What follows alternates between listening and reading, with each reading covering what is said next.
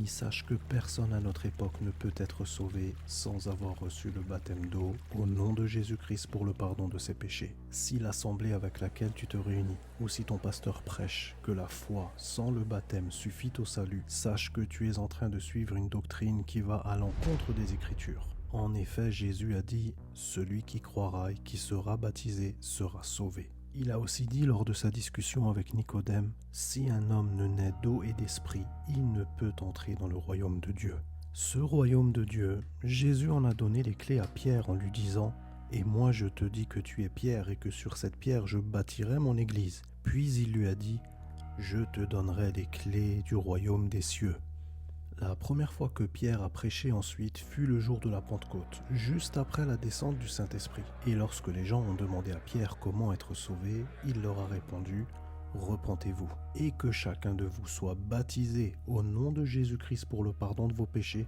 et vous recevrez le don du Saint-Esprit. » Ainsi comme Jésus l'a dit et comme Pierre l'a répété lorsqu'il a dévoilé les clés pour entrer dans le royaume des cieux, « Soyez baptisés au nom de Jésus-Christ pour le pardon de vos péchés. » Depuis la naissance de l'Église à la Pentecôte, nous n'avons vu personne être sauvé sans avoir pris son baptême d'eau au nom de Jésus-Christ. Prenons encore l'exemple de Philippe, qui prêcha à l'eunuque éthiopien. Alors Philippe, ouvrant la bouche et commençant par ce passage, lui annonça la bonne nouvelle de Jésus. Comme ils continuaient leur chemin, ils rencontrèrent de l'eau. Et l'eunuque dit, « Voici de l'eau, qu'est-ce qui empêche que je sois baptisé ?»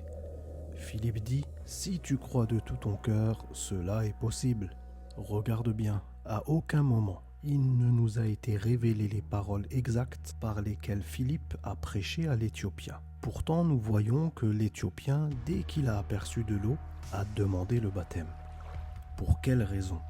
Forcément, parce que dans la bonne nouvelle annoncée par Philippe, il était question du baptême d'eau. Pourquoi ? Parce que ce baptême est nécessaire à quiconque croit pour être sauvé. Ainsi mon ami, sache que si tu n'as pas encore été baptisé, ou si ton baptême n'est pas conforme aux Écritures, par exemple si tu as été baptisé par aspersion, ou dans une piscine au lieu d'une eau naturelle, ou encore en un autre nom que Jésus-Christ, comme en disant au nom du Père, du Fils et du Saint-Esprit, ou si celui qui t'a baptisé est un faux chrétien, un faux prophète, prêchant des doctrines contraires aux Écritures, il te faut prendre ton véritable baptême. Contacte-nous, nous te prêcherons le véritable évangile. Nous nous déplacerons nous-mêmes afin de te baptiser, peu importe où tu te trouves sur terre. Et alors tu recevras le Saint-Esprit et tu seras ensuite sauvé une fois pour toutes, à tout jamais.